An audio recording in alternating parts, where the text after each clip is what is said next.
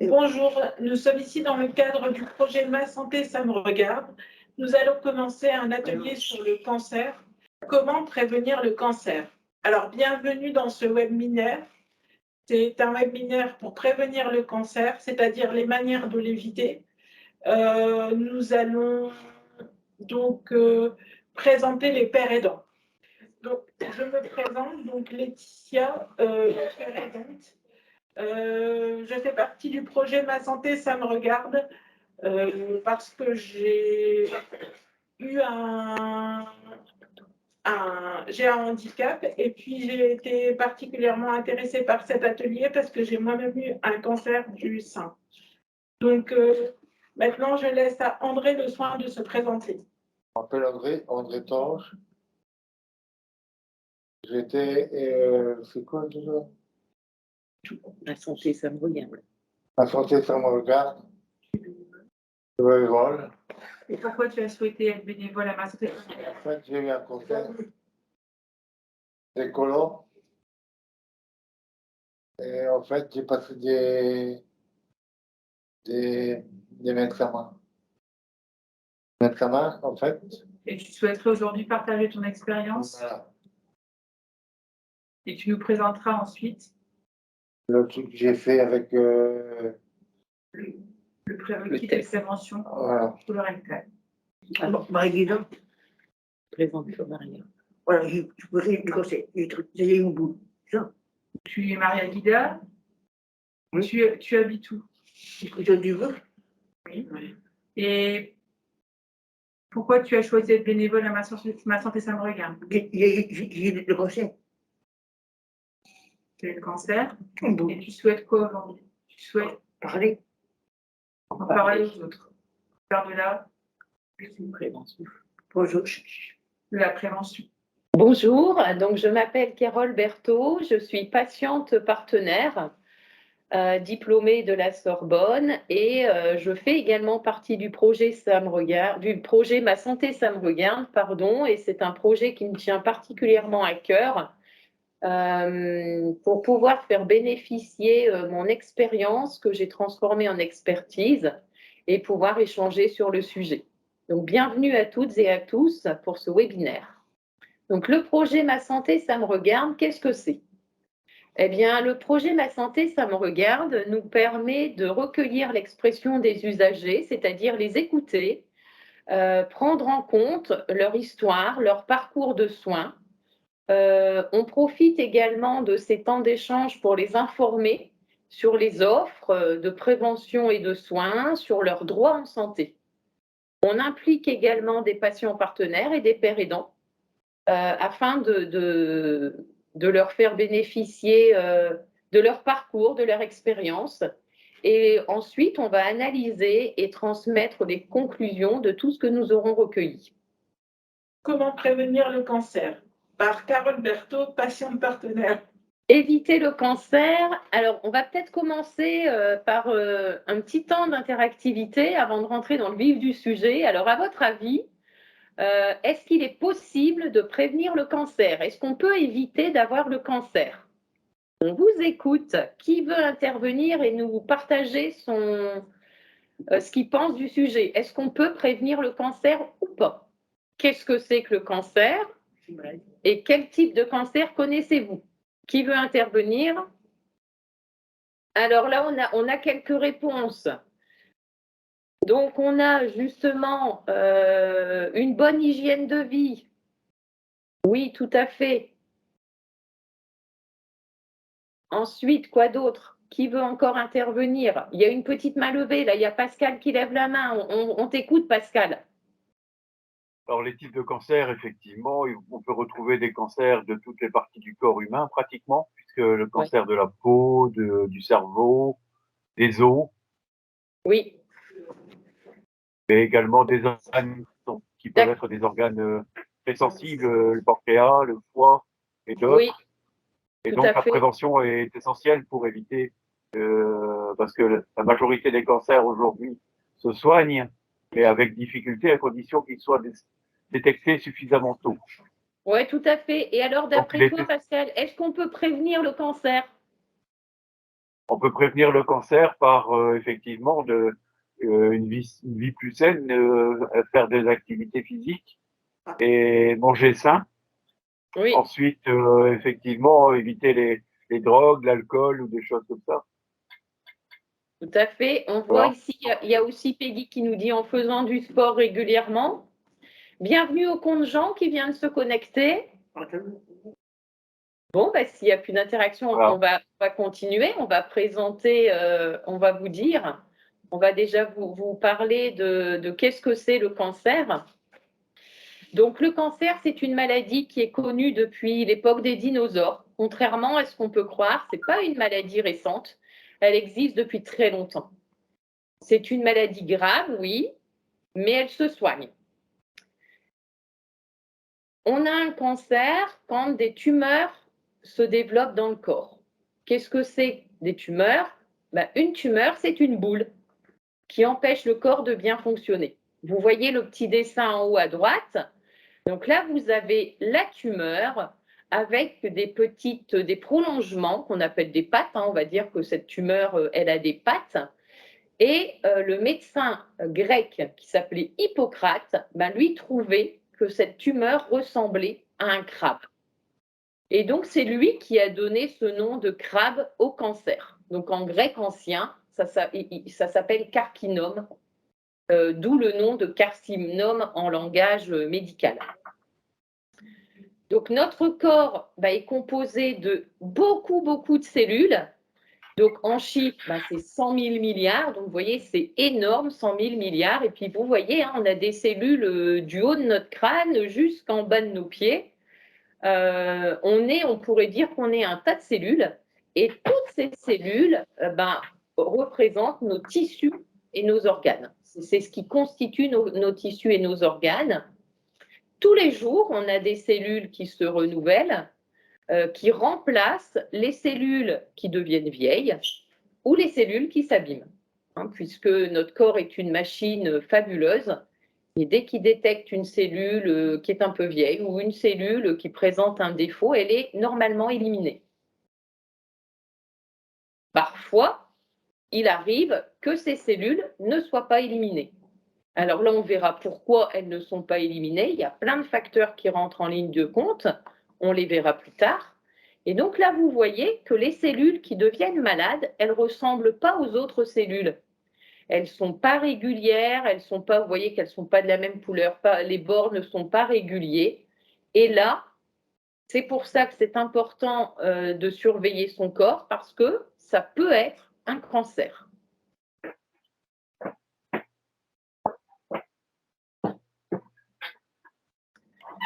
Donc là, la cellule cancéreuse, elle va grossir petit à petit.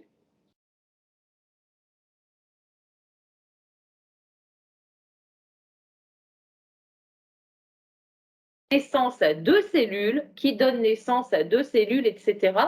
Et donc, vous voyez bien sur le premier dessin, donc ça se multiplie, donc ça devient un peu plus gros sur le deuxième.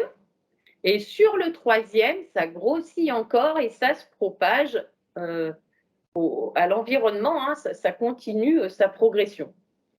Donc, toutes ces cellules ont un point commun, c'est qu'elles portent une erreur.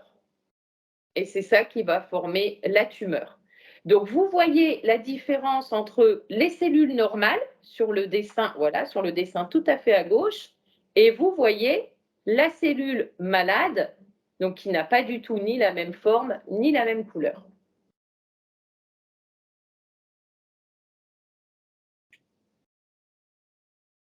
Donc, le cancer peut effectivement, comme on a vu au départ, se développer dans toutes les parties du corps.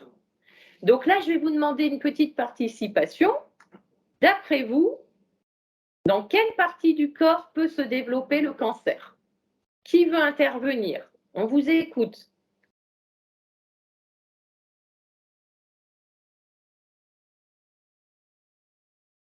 Est-ce que quelqu'un veut parler?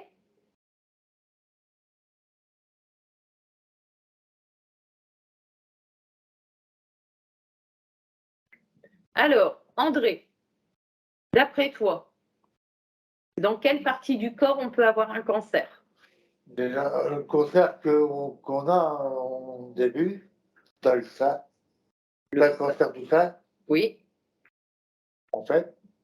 Tu as le cancer du stronum, là, du foie, en fait. oui, Tu as le cancer des côlons. du côlon. Alors, André nous a dit le sein, le foie, le côlon. Oui, quoi d'autre?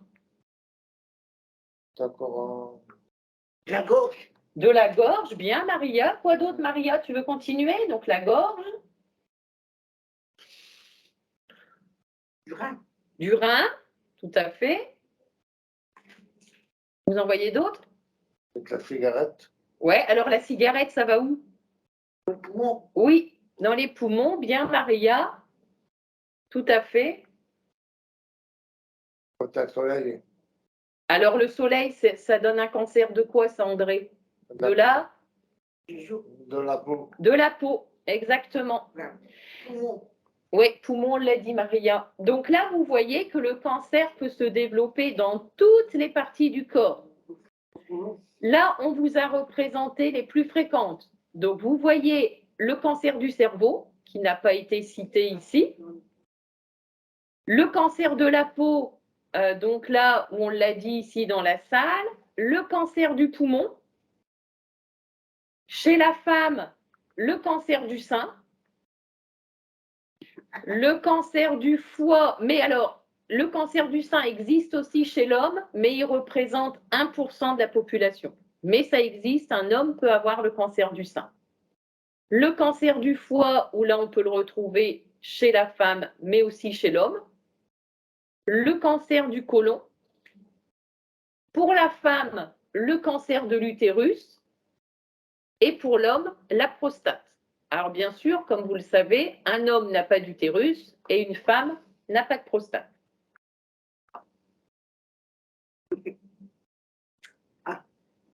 Donc, on a vu en début que le cancer était une maladie grave, mais que ça pouvait se soigner. On ne meurt pas toujours du cancer. Il y a des traitements qui vont permettre de le soigner. Alors, les traitements sont plus ou moins compliqués et plus ou moins longs. Tout dépend quand on découvre le cancer. Donc, bien évidemment, plus le cancer est décelé tôt et moins les traitements sont compliqués et moins longs. Donc là, vous voyez sur la petite photo, il y a plusieurs traitements qui sont représentés. Donc, il y a d'abord l'intervention chirurgicale, où là, le chirurgien va enlever la tumeur cancéreuse. À côté, il y a la chimiothérapie. Ce qui n'est pas représenté sur le dessin, c'est la radiothérapie. Et vous avez aussi, alors il peut y avoir de la chimiothérapie par cachet, et il y a également pour certains cancers hormonodépendants, justement, un traitement à prendre également par cachet. Donc là, vous voyez la taille de la tumeur. Donc si le cancer est découvert au début, bien évidemment, la guérison va être plus facile. Donc là, vous voyez, la tumeur, elle est toute petite. Par contre, si le cancer est découvert plus tard, la guérison peut être un peu plus difficile avec des traitements plus compliqués. Et donc là, vous voyez que la tumeur est beaucoup plus grosse que la première.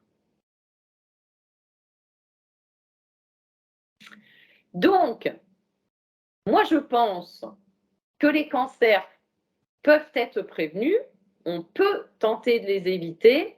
Et donc, on va voir que, alors, dans l'épigénétique, on dit que notre environnement a un impact sur nos cellules. Donc, vous avez vu que notre corps est constitué de beaucoup de cellules.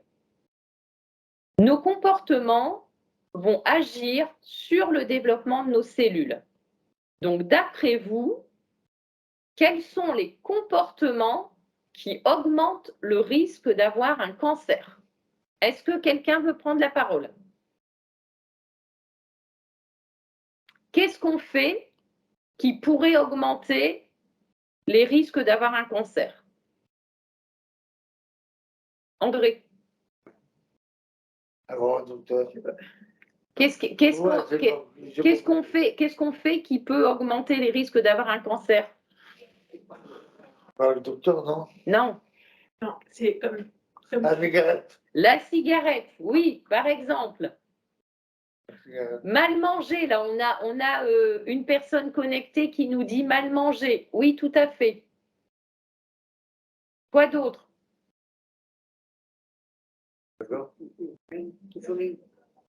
Le soleil. Alors, oui, voilà à l'ombre. Il ne faut pas. Le conjoint. Le conjoint. Le contingent. Vous avez quelque chose à nous dire, à partager là-dessus? Qu'est-ce que vous pensez? Quels sont les comportements qui augmentent les risques d'avoir un cancer? Qui veut intervenir? Donc, on a vu la cigarette, mal manger, quoi d'autre? Maria, quoi d'autre? Le déodorant. Comment?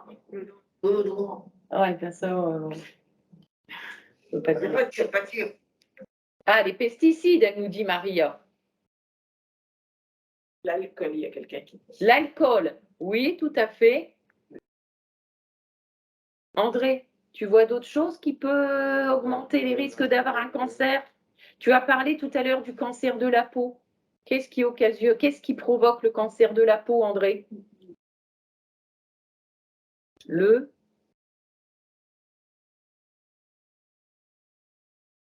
Tu l'as dit tout à l'heure. Le soleil. Ah, ouais. Les produits chimiques, oui, tout à fait. La cigarette. Oui. La cigarette, ouais. Quelqu'un d'autre veut intervenir? Le stress, l'amiante, ouais. Les produits illicites, ah bah oui, tout à fait. Donc les produits illicites, c'est tout ce qui, les drogues, par exemple. Oui.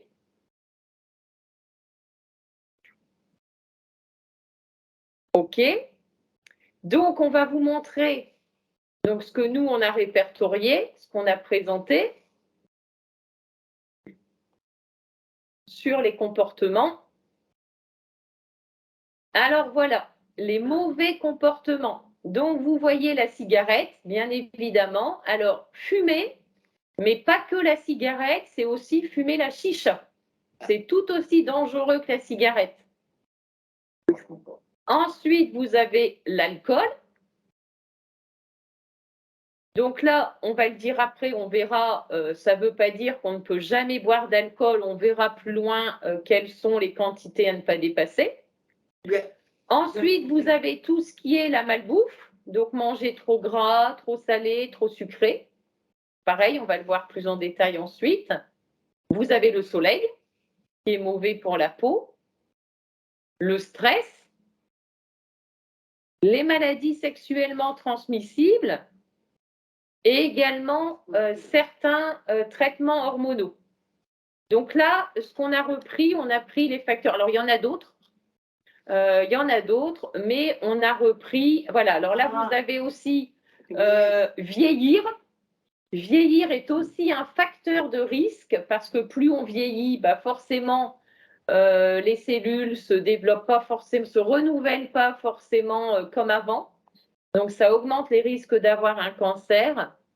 Vous avez aussi les pesticides, comme Maria a dit tout à l'heure, la pollution, la pollution des usines, l'air qu'on respire, et puis les bombes d'aérosols. Donc là aussi, il y a beaucoup de perturbateurs endocriniens là-dedans. Donc c'est toutes les bombes désodorisantes, les bombes par exemple pour les moustiques, pour les araignées, tout ça c'est bourré de produits chimiques. Donc là, on vous a mis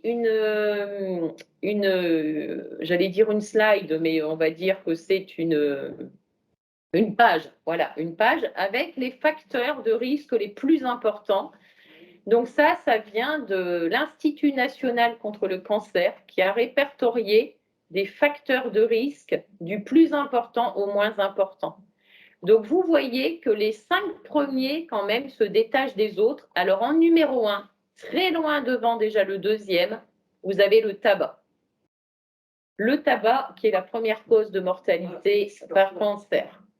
Juste après, il y a l'alcool. Pas loin derrière, à égalité, vous avez l'alimentation déséquilibrée, le surpoids, donc l'obésité. Et ensuite, vous avez des infections qui peuvent se transformer en cancer. Alors, le plus connu, c'est le papillomavirus. Mais il y a aussi les hépatites B, hépatite C, voilà, Helicobacter pylori, on ne va pas rentrer là-dedans. Ensuite, derrière, vous avez aussi les expositions professionnelles. Donc, comme on l'a vu tout à l'heure, il y a l'amiante qui a été cité, le soleil, bien évidemment. Et après, vous avez un faible pourcentage de tout ce qui est manque d'activité physique, traitements hormonaux, les particules fines, etc.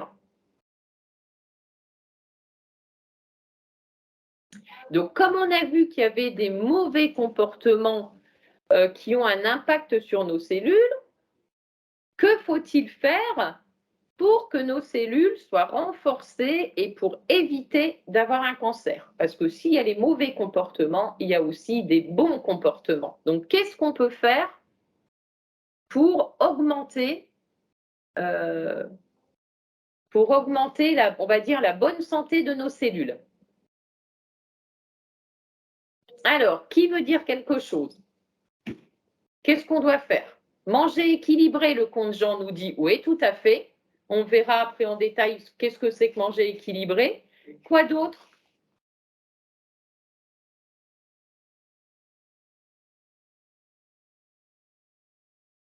Se détendre, oui, aussi. Moi, je suis marquée là. Ah oui, oui, j'ai du temps.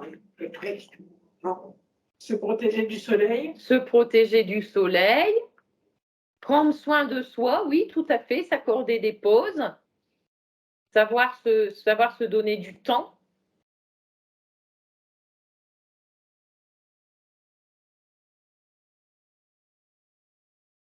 André, tu veux nous dire quelque chose? Qu'est-ce qu'on peut faire pour augmenter la bonne santé de nos cellules? Se dépenser, donc c'est-à-dire faire du sport, regarde, le compte Jean. Là aussi, on verra combien il faut faire de sport pour que ce soit efficace pour nos cellules. Arrêter de fumer. Arrêter de fumer, oui. Du yoga. Faire du yoga, tout à fait.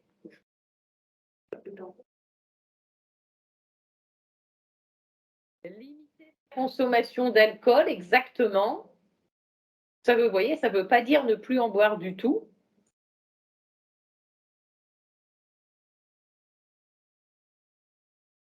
Oui, se faire du bien, il faut aussi savoir se faire plaisir.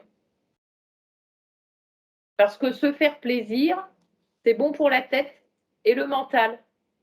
Et le mental, il est très important. Et du coup, je crois qu'il y avait Pascal qui avait une main levée ou elle est toujours levée? Oui, je crois qu'il a oublié de la baisser. Donc, en image, voici les bons comportements. Donc, c'est arrêter de fumer. C'est aussi, on peut boire de l'alcool, mais alors pour les hommes, c'est maximum 2 verres d'alcool par jour, mais pas tous les jours. Et pour les femmes, c'est 1 verre d'alcool par jour, mais pas tous les jours. Le sport, effectivement, c'est faire du sport. Faire du sport, alors au moins 3 fois par semaine pendant 30 minutes minimum. Donc voilà, il faut 3 fois dans la semaine s'accorder 30 minutes à chaque fois pour faire du sport. L'alimentation équilibrée. Donc là, vous voyez que votre assiette, on va dire qu'on la coupe en 2 et vous mettez la moitié des légumes. Et ensuite, on recoupe en 2 l'autre moitié. Donc, vous avez 1/4 de protéines. Donc, les protéines, c'est tout ce qui est viande, œufs, poissons, fruits secs, par exemple, pour les végétariens. Et l'autre quart, c'est tout ce qui est féculent. Le pain, les pâtes, les pommes de terre, le riz. Et on met aussi une part de bon gras, donc de l'huile d'olive, de l'huile de colza. On accompagne d'une crudité pour les fibres. Donc ça, voilà, ça c'est une alimentation équilibrée. Donc on a vu les bons comportements, c'est se protéger du soleil. Donc mettre un t-shirt ou mettre de la crème solaire régulièrement, mettre une casquette et on évite les heures les plus chaudes. Donc les heures les plus chaudes, c'est entre 11 heures et 16 heures. Et comme on a vu, il y a eu la réponse, on s'accorde des temps de pause. On s'accorde des temps de repos. On profite d'un instant où on ne fait rien ou alors, on le verra après, il y a plein d'activités pour aider à calmer le mental. Dans les comportements bénéfiques, on a vu tout à l'heure qu'il y avait les maladies sexuellement transmissibles. Eh bien ça, on peut se protéger lors du rapport sexuel. Et puis, il y a aussi la vaccination contre les papillomavirus, puisqu'on a vu qu'il y avait aussi un pourcentage qui se transforme en cancer. Et donc maintenant, la vaccination, avant la vaccination n'était réservée qu'aux jeunes filles. Maintenant, on peut également vacciner les garçons. Donc par contre, pour la vaccination, pour qu'elle soit efficace, il faut que la fille et le garçon soient vaccinés dès l'âge de 11 ans et avant les premiers rapports sexuels. Donc, qu'est-ce qui est bon pour la santé? Eh bien, c'est par exemple la sophrologie ou la méditation. Donc, suivant la technique avec laquelle on est le plus à l'aise, il y en a qui vont préférer la sophrologie, il y en a d'autres qui préféreront la méditation. Donc, ça va permettre de se détendre, de mieux gérer son stress. Ça va aussi avoir une action sur le sommeil. Et puis, ça peut aussi augmenter notre énergie. Voilà. Donc, c'est des choses qui sont bonnes pour la santé et pour l'esprit.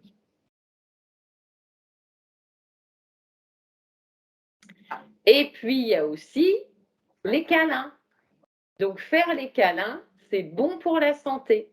Donc, c'est un psychologue qui avait publié dans une revue scientifique, il a fait une étude et 10 secondes de câlin suffisent à faire baisser le taux de cortisol, c'est l'hormone du stress en fait. Donc, quand on fait un câlin, ça diminue le stress et ça provoque donc une libération de ce qu'on appelle l'ocytocine.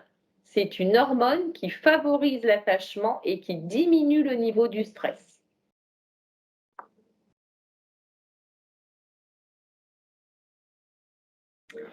Donc, on a vu tout à l'heure qu'il fallait aussi s'accorder des pauses et prendre du temps rien que pour soi. Donc, on peut passer un moment avec un copain, avec une copine, juste en parlant, boire un thé ou un café. On peut aussi s'installer confortablement et puis prendre un bon livre et lire un livre. On peut aussi aller se balader dans la nature, faire une promenade en forêt, par exemple, ou au bord de la mer, puisque nous, ici, on a la chance d'avoir la mer.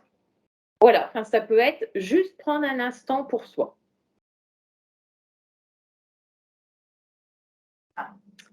Donc là, on revient sur la première cause de cancer, parce que comme on a vu tout à l'heure, c'est vraiment très loin devant, en tête. Et donc, le tabac, il est très, très loin devant les autres facteurs de risque. Donc, on ne pouvait pas ne pas le citer. Donc, 1/3 des décès par cancer seraient dus au tabac. Donc, c'est quand même quelque chose d'énorme. Et donc, chaque cigarette, quand vous fumez, à chaque fois que vous aspirez la fumée de cigarette, on peut comparer ça, c'est comme si c'est comme si vous avalez une usine chimique. Parce que dans la fumée de cigarette, donc il y a plein de choses dedans. Et toutes ces choses vont pénétrer à l'intérieur de l'organisme. La fumée comprend plein de petites particules toxiques et particules fines. Donc la fumée, elle arrive d'abord dans la bouche, mais elle descend aussi au niveau du larynx, la gorge. Elle se dépose sur les parois des bronches, les poumons, avant de se diffuser dans tous les autres organes du corps.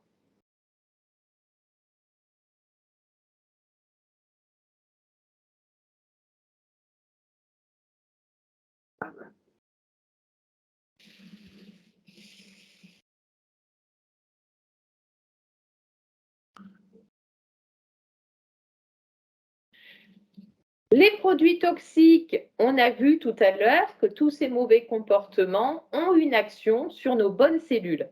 Donc, quand on avale cette fumée de cigarette, ça va aller sur nos bonnes cellules qui peuvent, à cause de cette fumée, devenir malades et se reproduire avec des défauts. Donc, le tabac est impliqué dans le développement de 17 types de cancers. Donc là, j'en ai mis que quelques-uns. Donc, le foie, le pancréas, l'estomac, le rein, le col de l'utérus, le sein, le côlon, les ovaires, les leucémies. Donc, les leucémies, c'est les cancers du sang, mais encore plein d'autres.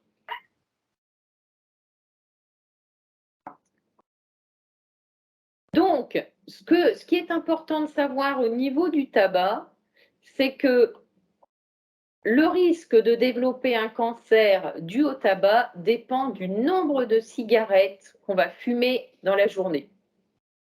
Et ce qui est vraiment important de comprendre, c'est que ce n'est pas la quantité de cigarettes qui va être le plus grave, c'est la durée. Donc, plus on fume longtemps, même si c'est peu, plus les risques augmentent. Donc, si on fume 3 cigarettes par jour pendant 20 ans, eh ben, ça va être plus dangereux que de fumer 2 paquets de cigarettes par jour pendant 1 an. Et ça, peu de gens le savent. Et donc, le meilleur moyen de se protéger du tabac, c'est forcément de ne jamais commencer à fumer. Et à tout âge, l'arrêt du tabac est bon pour la santé. Même si on fume depuis très longtemps, il y a toujours un bénéfice à arrêter de fumer. Et puis, on n'est pas seul pour arrêter de fumer. Vous savez que vous pouvez être accompagné par des professionnels de santé, des médecins. Il y a plein de choses qui existent. Il n'est jamais trop tard pour arrêter. Donc, merci pour l'attention que vous avez eue sur ce webinaire. Donc là, j'avais mis un petit dessin humoristique sur ce qu'on appelle l'épigénétique. Alors, c'est un mot un petit peu compliqué, mais l'épigénétique, ça veut dire que notre environnement et notre comportement a une influence sur le développement de nos bonnes cellules. Donc, merci de nous avoir écoutés. Et là, on va prendre vos questions, qu'est-ce que vous avez pensé du webinaire? Qu'est-ce que vous avez envie de dire? Est-ce que vous avez envie de rajouter des choses? On vous écoute.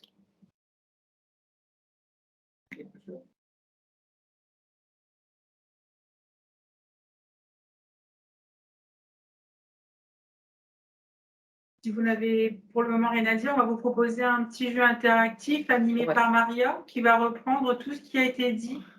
Mais pour voir si vous avez bien compris, il n'y a pas de mauvaise réponse.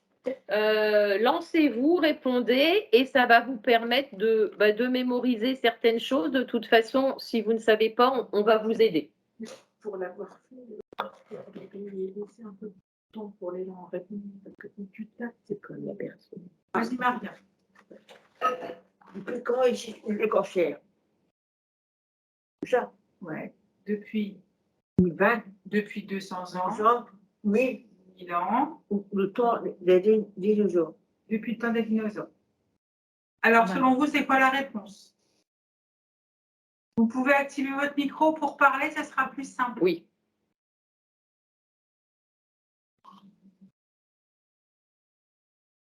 Qui veut nous répondre? Depuis quand existe le cancer? 200 ans, 1000 ans ou depuis les dinosaures? Ah, plutôt dinosaures, putain. Bon, là, Alexandra nous a mis la réponse. Donc, il existe depuis le temps des dinosaures.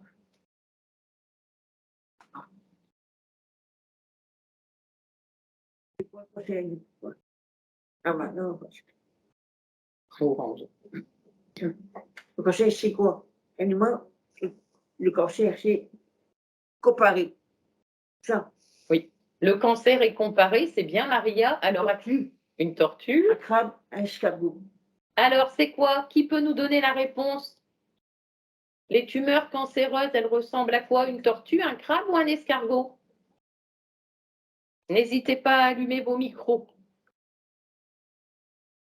Vous êtes timide ce matin. Yolande a dit un escargot. Ah, Yolande, elle a un escargot. Qui d'autre?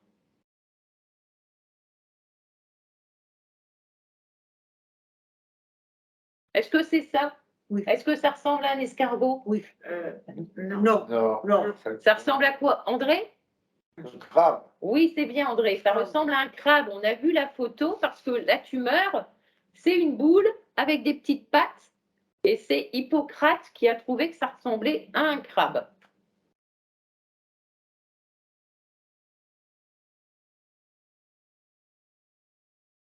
Le cancer, c'est quoi? Ben, et composé de combien de cellules, c'est ça? Cellules. Ah, Donc, Maria nous dit, notre corps est composé de combien de cellules? Donc, Maria, le premier, combien? 50. 500, Oui. 10 000, Oh, ouais. Mais, 100 000 milliards. Ah, Alors, qui allume son micro pour nous dire la réponse? Il y a des mains levées. Ah, il y a des mains levées. Ah. Alors, qui? Tu vois qui, Alexandra, les mains levées? Il y a Pascal. Il y a Philippe Le Sûr. Ouais. Pascal, à votre avis? Je dirais 100 000 milliards, mais je suis occupé de les compter. Oui, c'est ça, Pascal, c'est bien 100 000 milliards. Tout à fait. On en a beaucoup. On est un tas de cellules, comme dirait le docteur Wagner. mais je me demande comment mais si les cellules cancéreuses, comme ça. Alors là, il s'agit de remettre les images dans l'ordre. Donc, selon vous, laquelle est la première?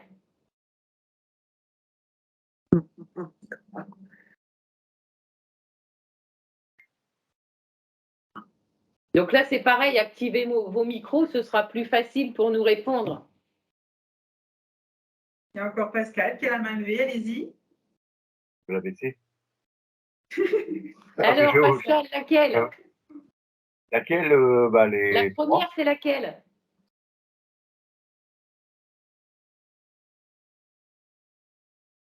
On a perdu Pascal? Non, je dirais la première. C'est parce qu'il n'y a pas de nombre. La première, c'est laquelle? C'est celle du milieu, la première. Ah, je dirais plutôt celle à droite. Et la deuxième, oui, la deuxième, c'est celle de droite. Effectivement, tu peux la montrer, Alexandra? Ah. Voilà. Et la troisième, eh ben, c'est celle qui reste, c'est Ah celle ouais. de gauche. Donc là, on va vous les montrer remises dans l'ordre.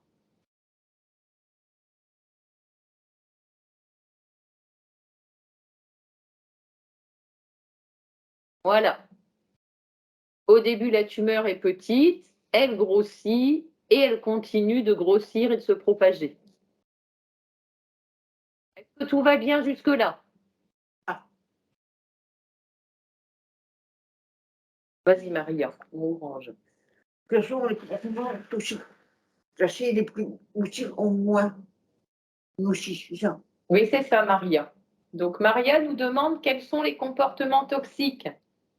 Il faut les classer du plus dangereux au moins dangereux.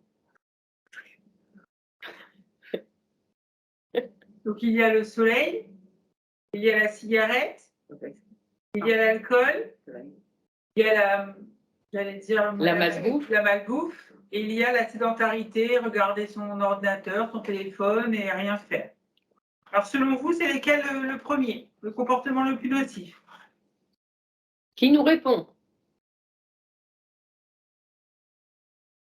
Allez-y, Pascal. Le tabac. Oui, le tabac. Oui. Bravo.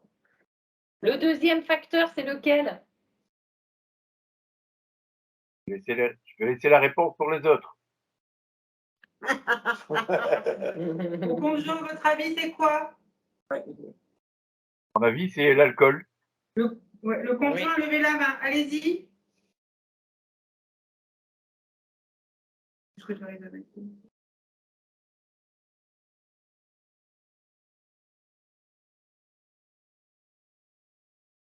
Le compte Jean avait levé la main Ouais. et on les entend pas? Non. Ah, Déjà.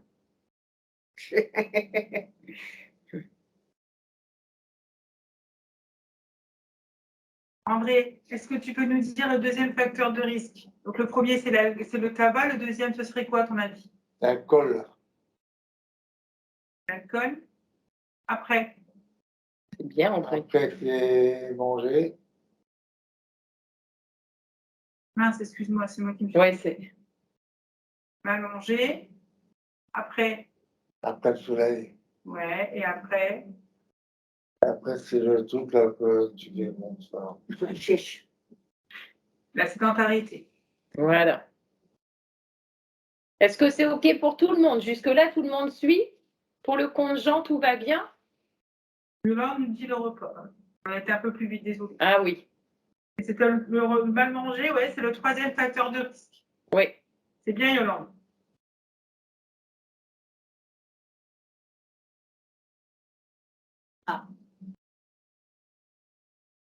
On range, Marie. Quels cancers sont associés au tabac? C'est ça. Alors, quels cancers sont associés au tabac selon vous? Donc, quand on fume, ça peut toucher quel organe? Donc, allez-y, suivant vos réponses, Alexandra, elle mettra les petites cigarettes sur les organes. Bon, ah, elle a mis la réponse. Donc, qui veut nous dire?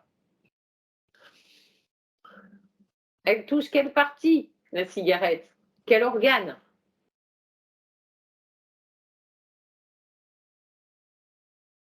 Ils sont timides, hein, ce matin.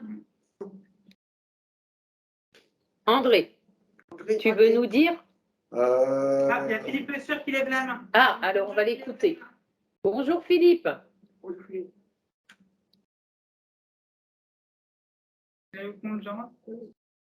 On ne l'entend pas, Philippe? Ça se fait qu'on ne les entend pas. Et le compte Jean, bah, allez-y, on vous écoute. On vous lit. Tu lis le chat.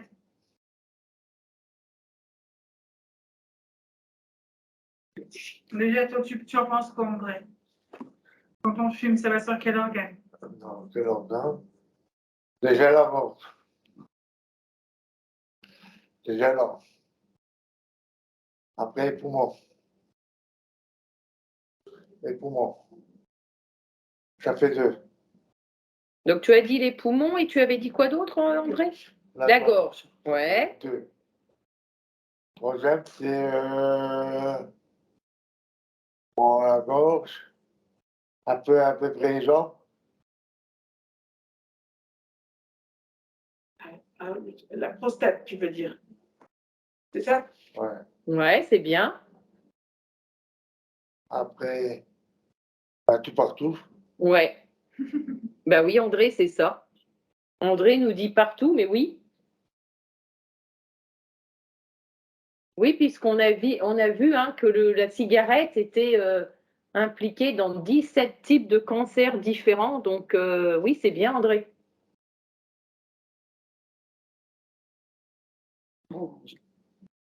Combien de cancers sont dus au tabac? 5, 30 ou 80? 80. Alors, combien de cancers dus au tabac? 5%, 30% ou 80%? Oui, je suis bon, ça va. C'est bien.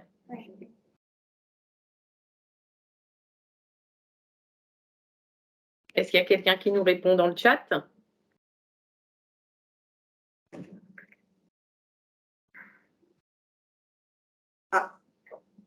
Du coup, Alex, elle a mis.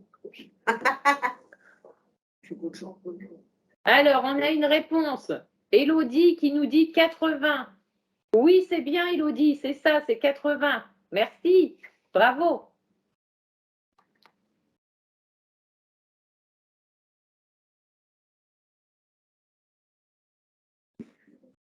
Ah, bah regarde, Samir. Pascal Duit, je dis 80.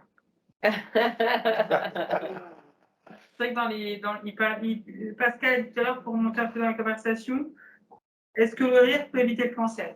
Ah bah, moi, je dirais que oui.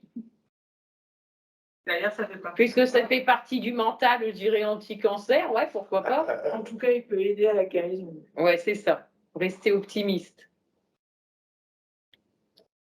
Donc là, on vous a mis un petit résumé en images des bons comportements sur nos cellules. André, tu veux nous les dire? Alors attends, Alexandra va nous mettre les bons comportements, comme ça tu pourras les citer. Déjà la cigarette. Voilà, on fume pas. Déjà, L'alcool, on boit 10 verres par jour ou on en... 2 verres par jour. 2 verres et un verre pour Les femmes? les femmes. Et est-ce qu'on boit ça tous les jours? Non, pas tous les jours. C'est bien, André. Manger, il faut séparer la tête. Voilà. Faut manger, là, c'est le soleil. Alors, qu'est-ce qu'on fait pour le soleil, On André? met de la crème. On met de la crème, on met un Un chapeau, chapeau une et des casquette, voilà, et des lunettes et un t-shirt. Voilà. Du vélo. On fait du sport.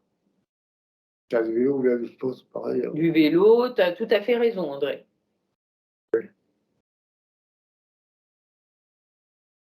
Ensuite, Yoga. du yoga, en tout cas, on prend du temps pour soi. Donc, yoga, sophrologie, méditation, ce qu'on veut. Ouais, ça. Donc là, c'est aussi faire du sport, Si. marcher, monter les escaliers, Foot. jouer au foot, Faire du jardin. faire du jardinage, Marcher. oui, marcher. Aller. Ouais, c'est les tâches ménagères, ça fait aussi partie de l'activité physique. Aller. Parler. Ah bah alors, passer du temps avec des copains, des copines, échanger, rigoler, s'amuser. Docteur. Alors voilà, aller voir son médecin régulièrement, se faire vacciner pour les vaccins qui existent.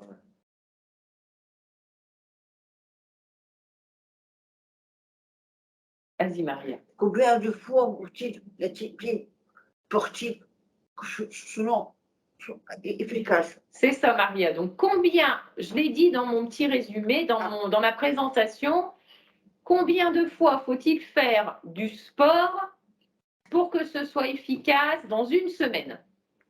Donc, vas-y, Maria, dis la première solution. 3 fois par semaine pendant 30 minutes. 2 fois par semaine, 1 heure.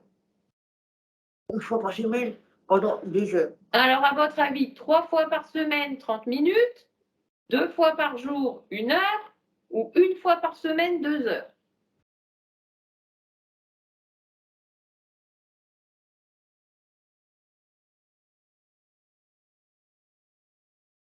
Est-ce qu'il y a des petites mains levées? Est-ce qu'il y a des micros ouverts?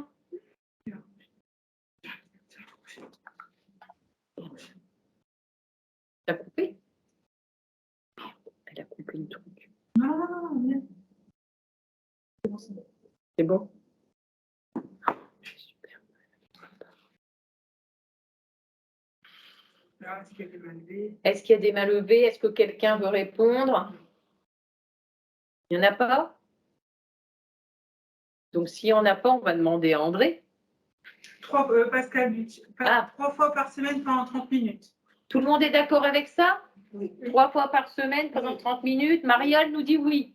Oui, c'est la bonne réponse. C'est 3 fois par semaine pendant 30 minutes. Il y a David qui nous a rejoint. Ah, Le conjoint dit qu'il est d'accord. d'accord. C'est ça le compte Jean. Bravo.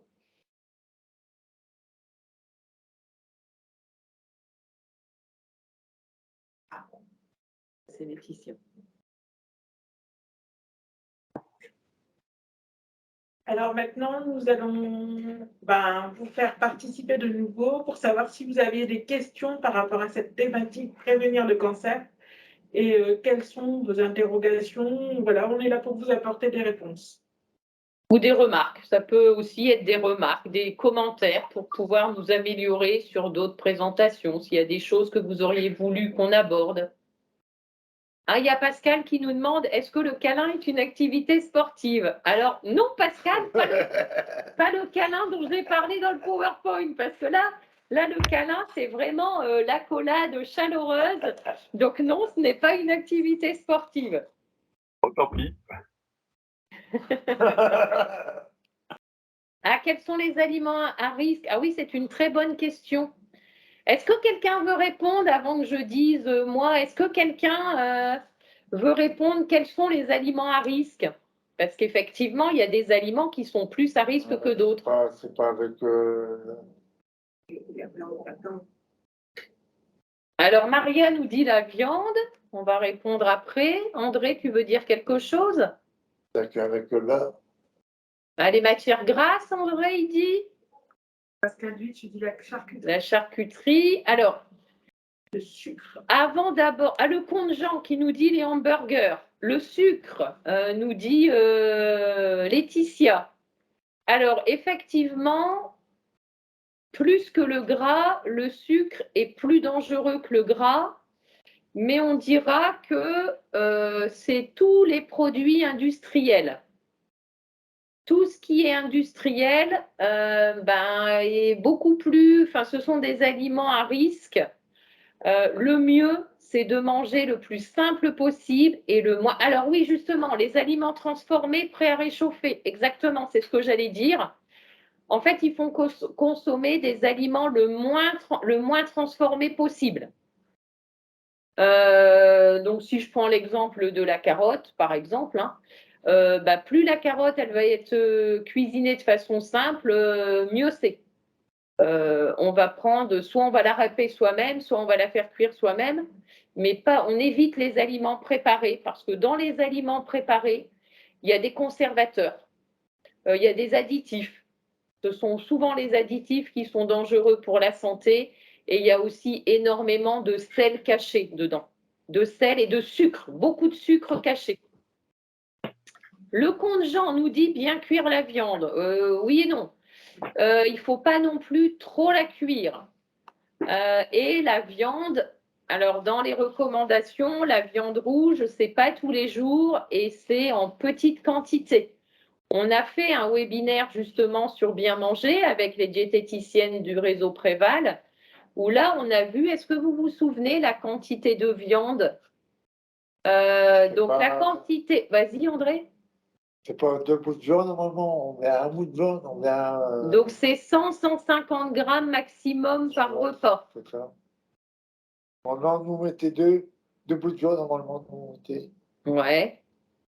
Ou bien 3, tu sais, des fois, t'as des petits bouts de viande, on met Donc c'est en fait la règle, c'est manger de tout, mais n'abuser de rien. Et il y a Paracelsme qui disait que c'est la dose qui fait le poison. Je suis assez d'accord avec ça. C'est que si on consomme de tout en quantité raisonnable, c'est mieux que de faire des abus. Alors, Élodie qui nous dit, après avoir eu un cancer, est-ce que vous pouvez changer des habitudes que vous aviez avant? Ah, qui veut répondre? André qui a eu un cancer. Moi, je répondrai après.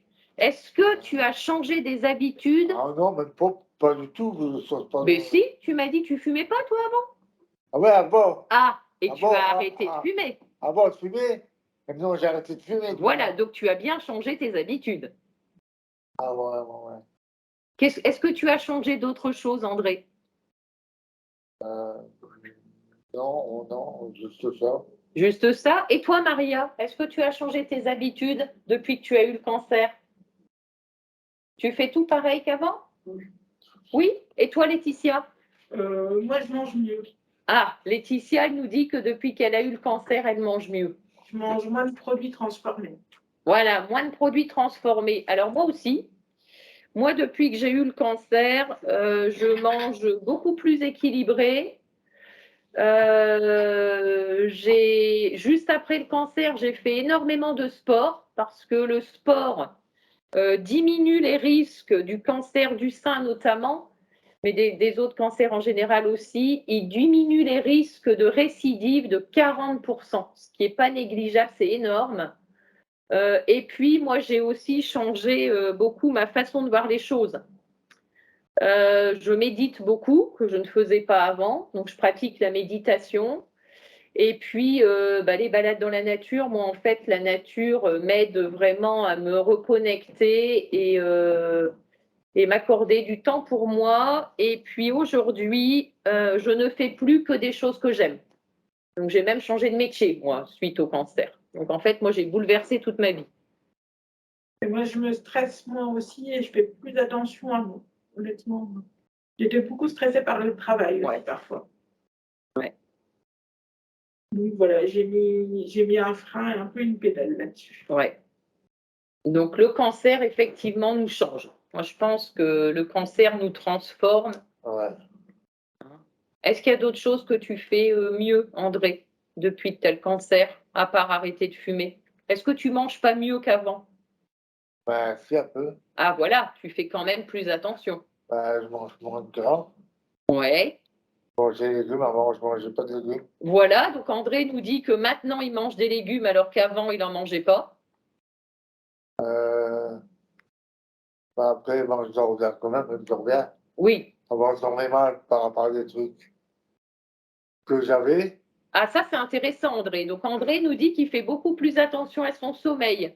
C'est bien André parce que ça c'est vrai qu'on n'en parle pas suffisamment. Donc le sommeil, effectivement, tu as raison André, le sommeil est très important. Alors, après, il y avait ça. Après, avec tous les malades, avec le maladie, non, je me porte mieux. Donc tu vois, au début, tu vois, tu as quand même changé pas mal de choses depuis que tu as eu un cancer. Ouais. Ben, avant, avant, je mangeais du beurre, de la confiture et tout ça. Maintenant, avec, Ouais. je prenais dans mon café, je ne vous le cache pas, 10 sucres dans mon café. Ah mon Dieu. Donc André est en train de nous dire qu'il a considérablement réduit la quantité de sucre. Et maintenant, je n'en prends même plus. C'est bien. C'est bien André. Alors, dans l'histoire, c'est tout ça, prendre des trucs, de la graisse, Ouais, donc c'est bien André parce que le sucre, effectivement, il nourrit quand même les cellules cancéreuses. Donc c'est bien d'avoir diminué le sucre. Est-ce qu'il y a d'autres questions avant qu'André nous présente je vais laisser la parole à André, mais est-ce qu'il y a encore d'autres questions? J'ai fait le gâteau tous les mercredis, là. Ah, Maria qui fait du yoga, elle nous disait qu'elle n'avait pas changé, mais si, elle fait du yoga qu'elle ne faisait pas avant. Tous les mercredis, Maria fait du yoga. Et est-ce que ça te plaît, Maria? Je tricote. Ah, il y a le tricote, donc ça aussi. Tricoter, c'est une bonne activité pour être bien dans le moment présent. Et pendant que tu tricotes, tu es vraiment à ce que tu fais. Ton esprit, il part pas dans tous les sens, tu es vraiment à ce que tu fais. Oui. Ouais, donc c'est très bien. Donc, s'il n'y a plus d'autres questions, on va laisser la parole à André. Qu'est-ce que tu vas nous présenter, André? Alors, donc on est au mois de mars, et mars, c'est la campagne du cancer, de prévention cancer colorectal. Donc, il y a André qui va vous présenter le kit de prévention colorectale que toute personne dès 50 ans reçoit dans sa boîte aux lettres de la part de la Caisse primaire d'assurance maladie et la sécurité sociale. Donc, il va vous présenter dans un premier temps comment se déroule un dépistage colorectal et ensuite on vous montrera quelques documents en facile à lire à comprendre issus de Santé BD. Vas-y, André. Donc, explique c'est quoi ça déjà. C'est ce qu'on reçoit On reçoit dans la boîte aux lettres. la boîte aux lettres. Ça, c'est après qu'on ait reçu le courrier de la caisse primaire d'assurance maladie, on va chez son médecin et on peut récupérer la pochette bleue. Voilà. Ça. Vas-y.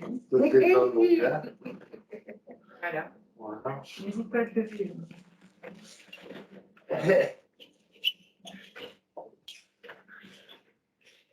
C'est bien, André. Donc, montre bien ce qu'il y a dedans. Plus bas, André. Voilà. Ouais, c'est bien, parfait. Voilà. Alors, on commence par quoi?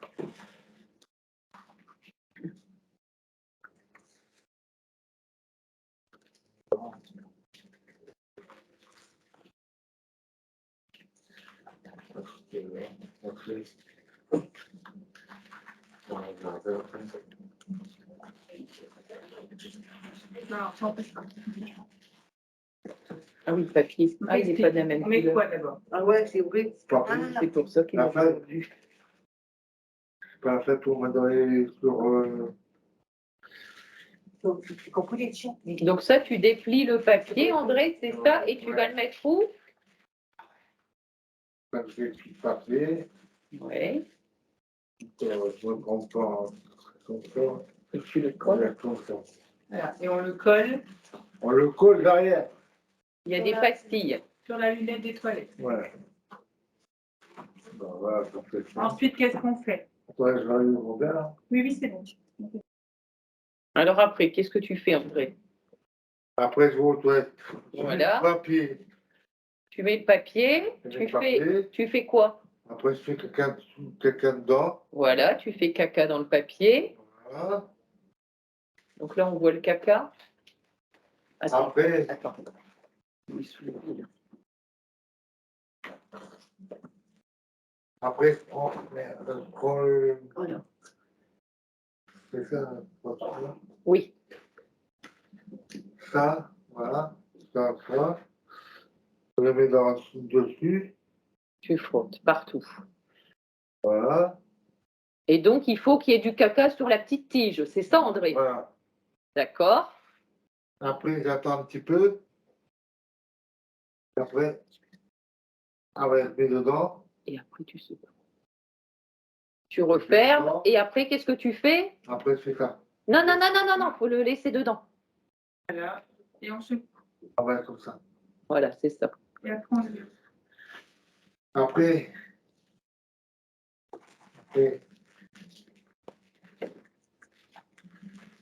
on met ça dedans. Voilà. Ça, on ne touche plus. Voilà. Après, on met dans la. La feuille à remplir. Ah ouais, la feuille. À remplir. Voilà. Cette feuille, c'est ça. Oui, La feuille est là. voilà.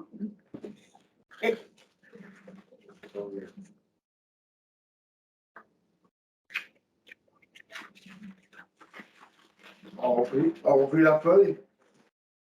On marque ton prénom, ton nom, ton adresse, numéro de téléphone, numéro de sécurité sociale. Et ben, c'est tout. Ouais, Et c'est on le met. Peut-être fini. Et on le met où après? Après, ça et ça, on met ensemble. dans l'enveloppe. Dans l'enveloppe bleue, Ça. on met ça dedans.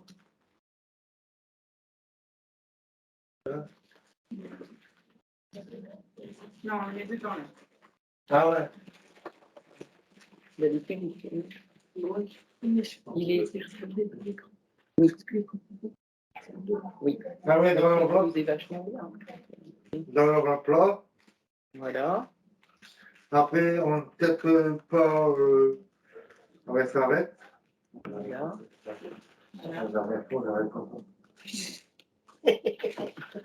Et on le pose plus où?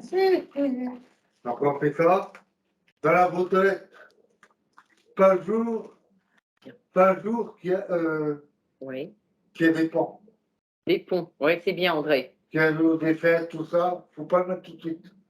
Faut le mettre avant. Et pas le samedi. Mais pas le samedi.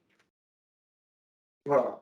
pour que le prélèvement reste dans les conditions les meilleures, Non, mais, pour que ce soit analysé le plus vite possible.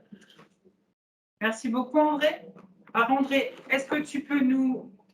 Je peux parler. Est-ce que tu peux nous dire pourquoi c'est important de faire ce test, ce dépistage? en fait, les dépistages que j'ai fait monter, ça peut arriver à vous. Ça peut arriver à vous. Je les ai, faites-le quand même. Et pourquoi? Alors, est-ce qu'on est obligé de faire ce dépistage? Ben, non, on n'est pas obligé. Voilà. Et qu'est-ce qu'on peut faire? Alors, si on ne fait pas le dépistage, qu'est-ce qu'on peut faire d'autre? On peut aller voir le médecin, on peut aller voir l'hôpital ou bien le médecin. Voilà, donc un gastro-entérologue. Et qu'est-ce qu'il va faire, le médecin? Qu'est-ce qu'il va faire comme examen? Ben, le médecin peut mettre le tuyau, Ouais, la caméra, ouais. Une caméra, pour faire quoi? regarder tout le truc du foie. L'intestin. Du foie, le testin L'intestin, ouais. et le côlon. Et est-ce Le que c'est côlon. simple de faire ça? Non. Pourquoi? Parce qu'il faut faire quoi? Il faut prendre rendez-vous. Alors, médecin et après l'hôpital. Ouais. Il L'anesthésie. y a un rendez-vous chez l'anesthésiste. Et après à l'hôpital. Non. Faire la coloscopie pour Ouais. mettre la caméra pour Ouais. voir ce qui se passe, ce qu'il y a dans le, Ouais. voilà, dans les intestins, dans le ventre. Voilà. D'accord. Je vais vous proposer une petite vidéo que je vais commenter parce qu'a priori, Il n'y a pas le son. il y a personne. Donc ça, c'est le courrier que chaque personne dès 50 ans reçoit, moi, tous les 2 ans. Donc une fois que vous avez reçu ce courrier, vous prenez rendez-vous avec votre médecin.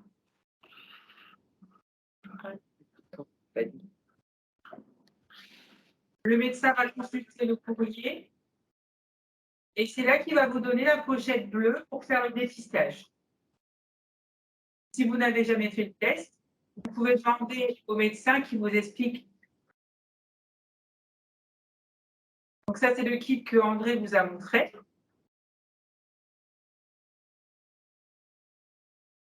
Donc ça, c'est la fiche, on disait tout à l'heure, André, c'est la fiche d'identification. Sur lesquelles, cette fiche, vous l'avez reçue donc normalement dans votre grille de la CPAM. Il y aura des étiquettes à décoller. C'est indiqué. Il y aura une étiquette à coller sur la fiche d'identification et une étiquette sur l'échantillon. Sur la fiche, il faudra inscrire l'heure et la date du dépistage.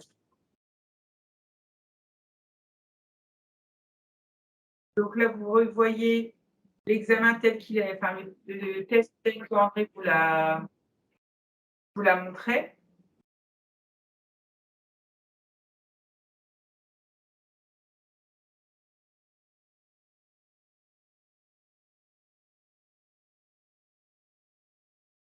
Il faut bien frotter pour que il y ait du caca sur la tige.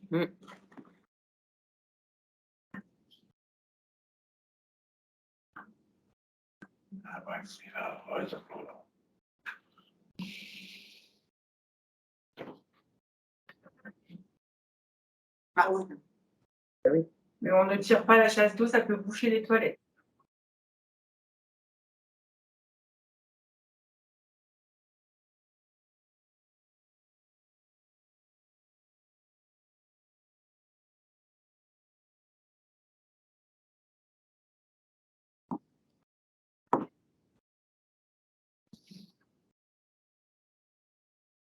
Donc maintenant, ce n'est plus l'enveloppe bleue,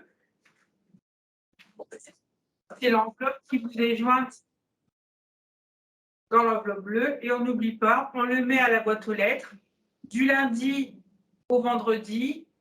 Pourquoi? Parce que les veilles de dimanche, les veilles de jours fériés, les veilles de fête, le facteur ne passe pas forcément. Et si votre test reste trop longtemps dans la boîte aux lettres, il Ça sera sera moins plus efficace. efficace.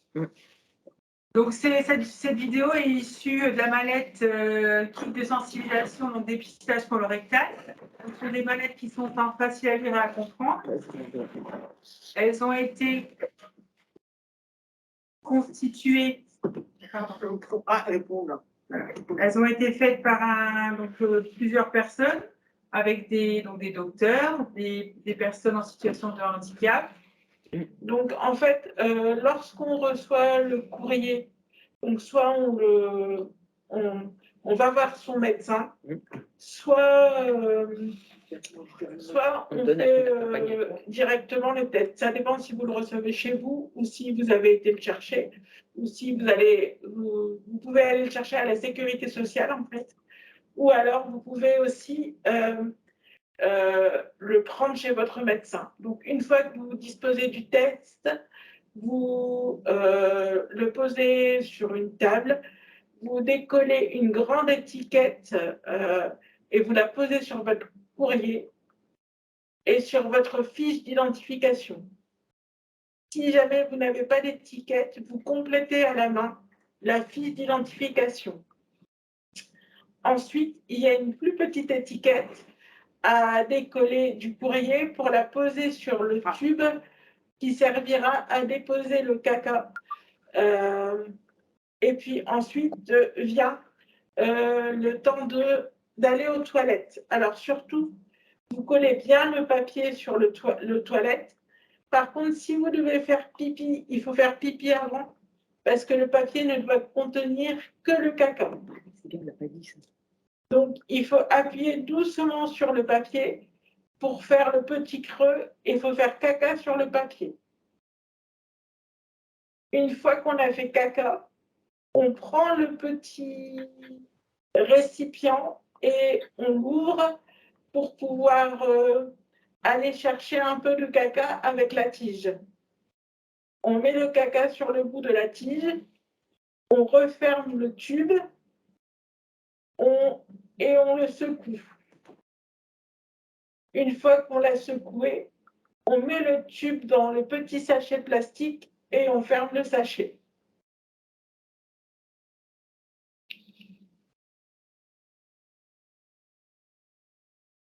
Donc, une fois que vous avez fait ça, vous mettez la petite tige dans l'enveloppe bleue avec la fiche d'identification et le tube.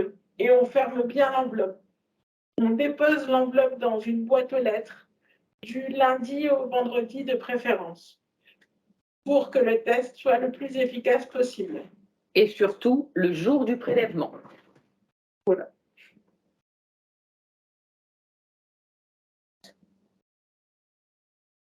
Alors, je vais réessayer. Donc là, Alexandra va tenter de vous repasser la petite vidéo.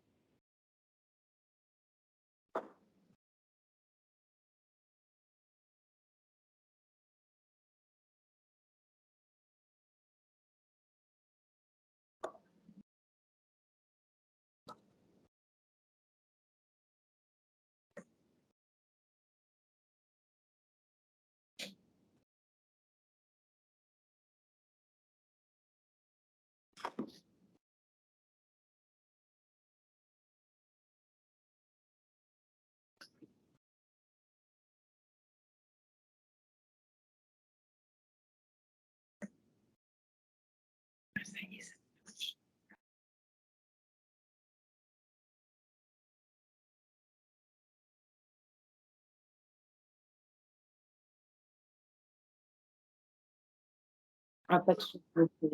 J'explique, il n'y a pas de souci. Donc là, on revoit ce qu'André a fait tout à l'heure. Est-ce que Laetitia a expliqué?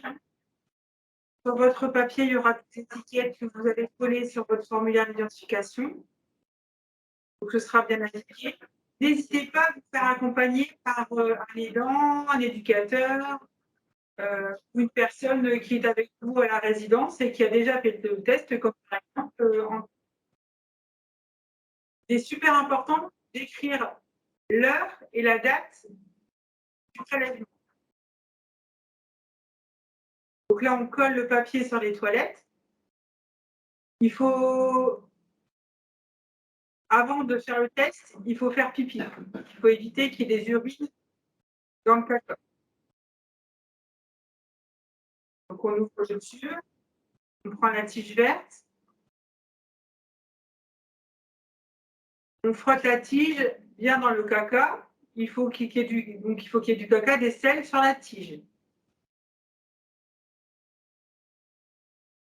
Puis on remet la tige dans le tube, on secoue, on ferme bien et on secoue. On jette le papier à la poubelle, surtout pendant les toilettes, ça peut bouffer. Donc ensuite on prend, donc ça c'est plus l'enveloppe bleue maintenant, il y a une enveloppe à part, l'enveloppe qu'on a vue tout à l'heure. On met la tube dans le sachet en plastique, on ferme bien avec le collant. On prend la petite d'identification, on prend la petite pochette et on le met dans l'enveloppe. On dépose l'enveloppe dans la boîte aux lettres donc le jour même. Et comme l'a dit André, donc on le répète, on ne fait pas le test un vendredi ou la veille d'un jour férié, puisque le facteur ne passe pas. Et si le test reste trop longtemps dans la boîte aux lettres, il ne sera plus efficace, il ne sera plus visible. Donc vous allez recevoir les résultats du test dans un délai de 3 semaines par courrier, et votre médecin traitant peut en avoir aussi une copie. Et donc, quand vous recevez le résultat, n'hésitez pas à prendre rendez-vous avec votre médecin pour avoir des explications. Est-ce que vous avez des questions? Ou des remarques?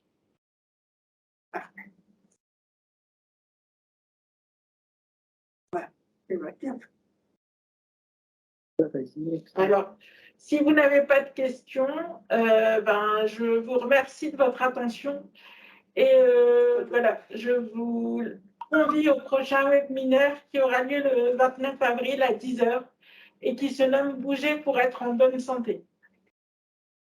Avec des capulces. Avec des capulces. Donc, n'hésitez pas à vous inscrire sur le site Ma Santé, ça me regarde.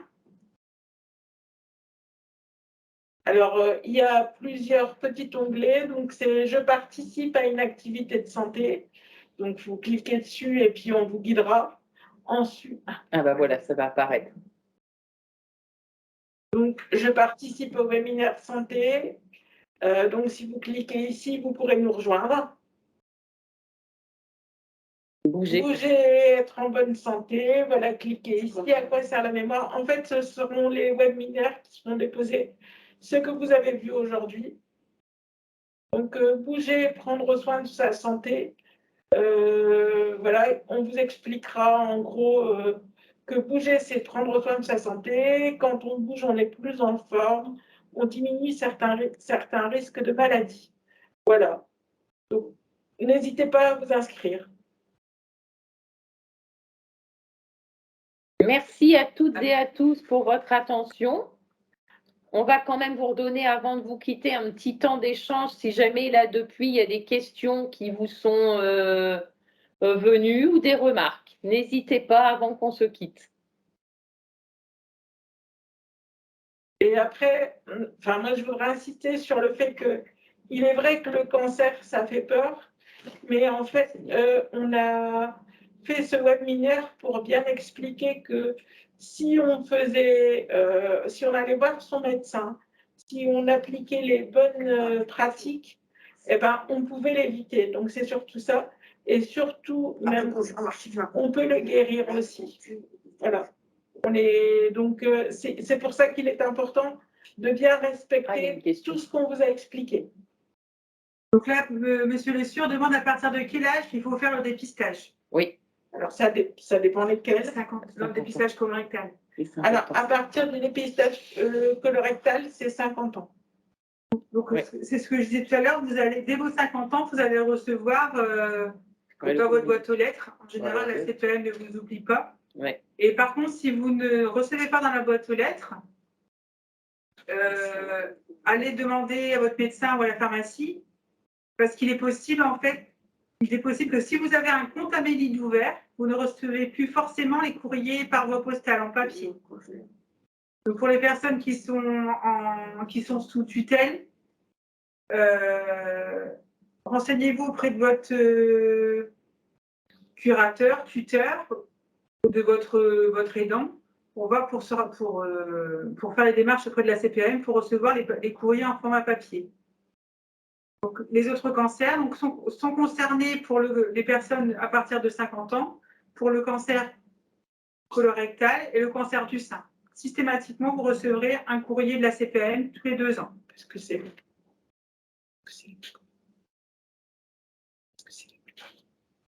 Le cancer colorectal et le cancer du sein sont les plus courants à partir de 50 ans. J'ai bien répondu, monsieur le sûr? Il y a les dépistages organisés. Alors,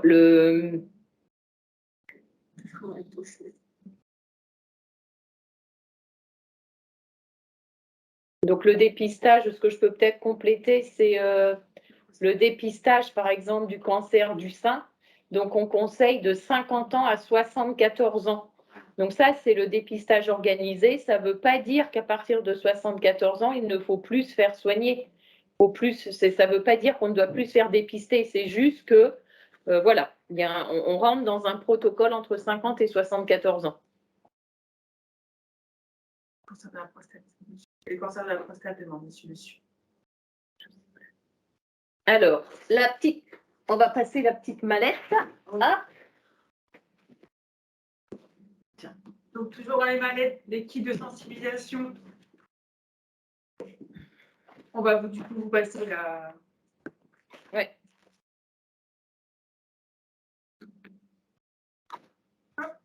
c'est pas ça.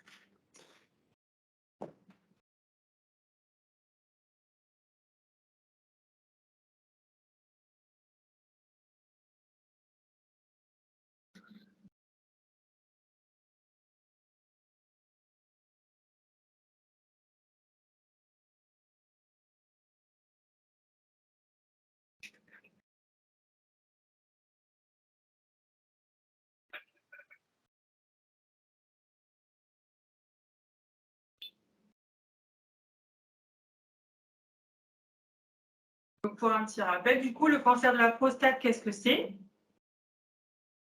C'est une maladie grave de la prostate. La prostate est la glande de l'appareil génital de l'homme. Là, on voit bien là le sexe de l'homme. Là, on voit à l'intérieur l'urètre, la vessie. Et la prostate, c'est ce qu'il y a ici en rouge. Donc c'est petit. Une prostate, c'est la taille d'une châtaigne. D'une noix. Ou d'une noix. Oui, c'est vrai, une châtaigne, c'est peut-être un peu compliqué.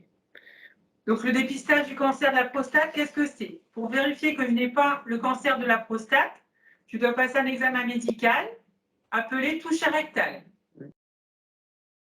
Je dois aussi faire une prise de sang.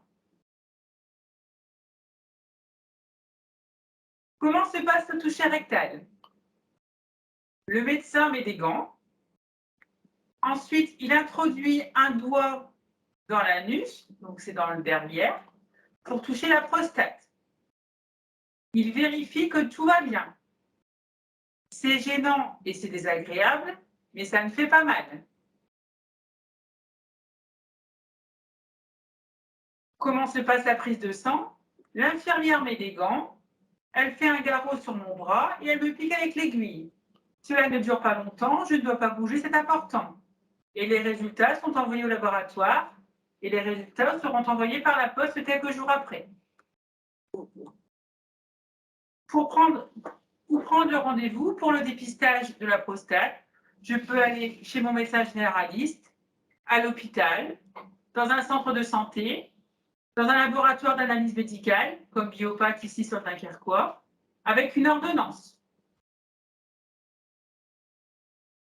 Qui peut m'accompagner à ce rendez-vous? Une infirmière de mon établissement, une personne de ma famille, un éducateur ou une éducatrice avec qui je me sens à l'aise, je me sens en confiance, une amie, un copain, ou sa conjointe, sa femme. Quand faire le dépistage, pardon. Alors, si dans ma famille, une personne a déjà eu un cancer de la prostate ou un cancer du sein, je dois faire ce dépistage une fois par an à partir de 45 ans. Sinon, il faut faire le dépistage une fois par an, mais à partir de 50 ans.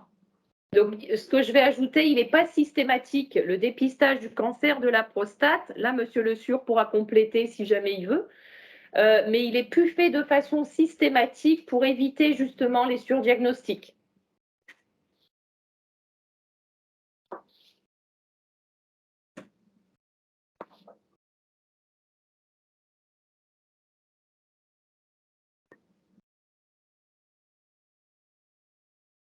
Est-ce que vous avez encore des questions?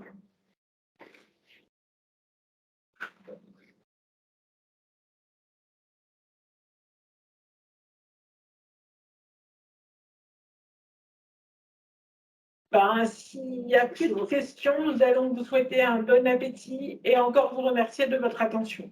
Merci à toutes et à tous d'avoir participé à ce webinaire et on vous dit à bientôt pour le prochain webinaire qui aura lieu, comme vous avez vu, le 29 avril sur Bouger pour être en bonne santé avec Decapulse.